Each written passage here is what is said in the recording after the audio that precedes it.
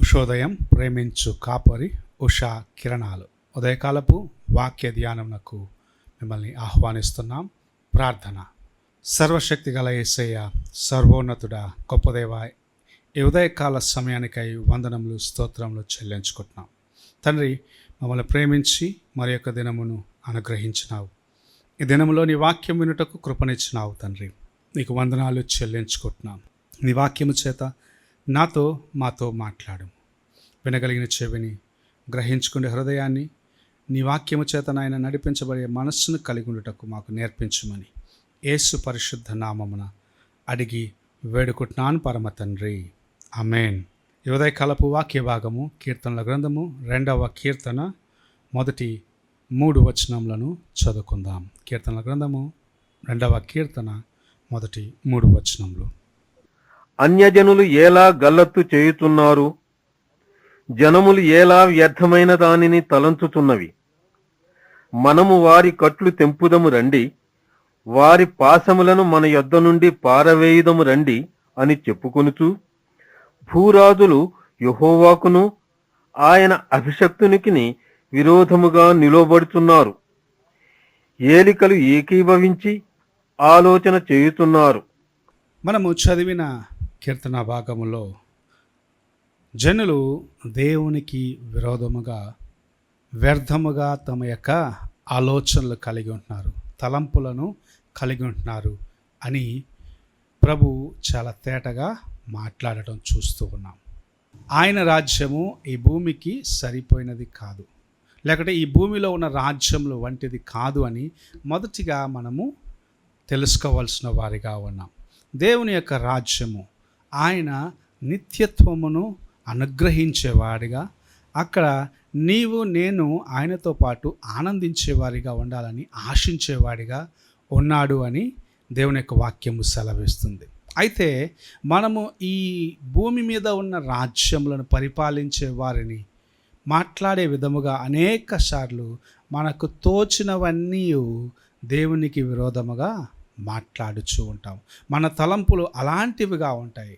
లోకములో ఉన్న వారి తలంపుల్లాగా దేవుని బిడ్డలైన వారి యొక్క తలంపులు ఉండకూడదు అని ప్రభు హెచ్చరిస్తున్నాడు. నీవు అలా చేయటము వ్యర్థము అని ప్రభు జ్ఞాపకము చేస్తూ ఉన్నాడు. ఎన్ని దినములు నీవు దేవునికి విరోధముగా మాట్లాడుతావు? ఎన్ని దినములు దేవుని యొక్క సహాయమును నిర్లక్ష్యపరుస్తావు? ఎన్ని దినములు దేవుని యొక్క కృపకు దూరముగా ఉంటావు అన్న ప్రశ్నను ప్రభు నీ ముందుంచి ఉన్నాడు. మనము దేవుని యొక్క బిడ్డలం. ఇక్కడ ఈ కార్యం మనం చూసినట్లయితే వారు సర్వశక్తి గల దేవునికి విరోధముగా, ఆయన యొక్క అభిషక్తుడు అనగా యేసు ప్రభుకు విరోధముగా మాట్లాడేవారిగా ఉన్నారు అన్న కార్యమును, అలాంటి కార్యమును ప్రవచన రూపంగా కీర్తనలో రాయబడినది. మన జీవితంలో ఎన్నిసార్లు దేవునికి విరోధముగా మాట్లాడుచూ ఉన్నాము.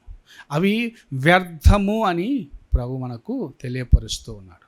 దేవుడికి కళ్ళుంటే నేను ఎందుకు ఇలా కష్టపడతాను అన్న మాటలను అనేకులు చెప్తూ ఉంటారు. కారణం ఏమిటంటే వారి యొక్క తలంపులు ఈ లోకమునకు సంబంధించినవి గాను, వారు వెళ్తున్న పరిస్థితుల మధ్యలో దేవుని యొక్క కృపను వారు గ్రహించలేని వారిగా ఉన్నదాన్ని బట్టి తమ యొక్క సొంత కార్యముల చేత ఏడవబడిన వారిగా, సొంత తలంపుల చేత ఏడవబడిన దేవుని వారి వంటి వ్యక్తిగా, అనగా నేను ఎలాంటి వ్యక్తిగా ఉన్నా దేవుడు కూడా నాలాంటి ఒక మనుషుడే అనుకునే ఒక స్థితికి దిగజారిపోతూ ఉన్నారు. అలాంటి స్థితిలో నుండి ప్రభు ఈ ఉదయకాలంలో నీవు నేను బయటకు రావాలని, నీ యొక్క తలంపులు అన్నీ వ్యర్థము అని మనకు హెచ్చరిస్తూ ఉన్నాడు.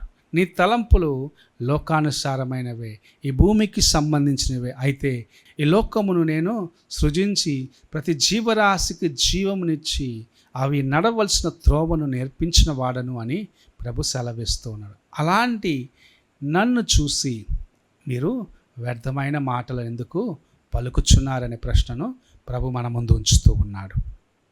మనము వ్యర్థమైన వాటి చేత దేవుణ్ణి దూషించినట్లయితే ఒక దినమున దేవుణ్ణి దూషించిన దాన్ని బట్టి మనం ఆయనకు లెక్క అప్పగించేవారిగా ఉన్నామనేది ప్రభు మనకు హెచ్చరికగా తెలియపరుస్తూ ఉన్నాడు.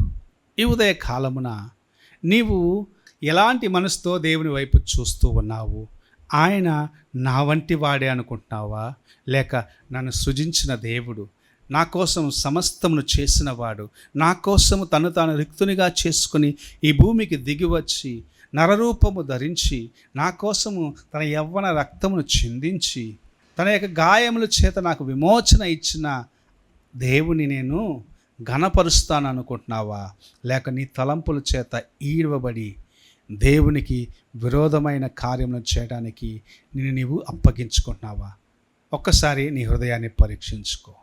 యూదా ఇస్కారియోతు ధనమోహముతో ఆకర్షించబడిన వాడుగా దేవుని అప్పగించినాడు, కానీ తర్వాత ఎంత ఘోరమైన కార్యమును చేశానని గ్రహించుకున్నాడు. అయితే అందులోండి బయటికి రాలేకపోయినాడు. నీవును అలాంటి స్థితికి వెళ్ళరాదని ప్రభువు ఈ ఉదయకాలమున నీతో నాతో మాట్లాడుచు ఉన్నాడు. నీకు తరుణం ఇవ్వబడుచున్నది నీ జీవితాన్ని చక్కపరుచుకునేదానికి. నీతో ప్రభు మాట్లాడుచున్నాడు. ఆయన నీ వంటి వాడు కాదు, నీ వంటి వాడు కాదు అని ప్రభు నీకు హెచ్చరికిస్తున్నాడు. నీవు కలిగి ఉన్న తలంపులు లోకానుసారమైనవి. నేను నిత్యత్వానికి సంబంధించిన వాడను, నేను అభిషేకించబడిన వాడను, నేను అభిషేకముతో నిన్ను నింపేదానికి ఈ లోకమునకు వచ్చినాను అని జ్ఞాపకం చేస్తూ ఉన్నాడు. నీవు ఆయన వైపు చూసినట్లయితే నీ జీవితము ధన్యకరముగా ఉంటుంది. నీవు ఆయనను లోకానుసారమైన దృష్టితో చూసినట్లయితే దేవుని కృపను నిర్లక్ష్యపరుస్తూ పోగొట్టుకునే వ్యక్తిగా ఉంటావు. అందుకే ప్రభు ఈ ఉదయకాలమున నీతోనూ నాతోనూ మాట్లాడుచూ ఉన్నాడు.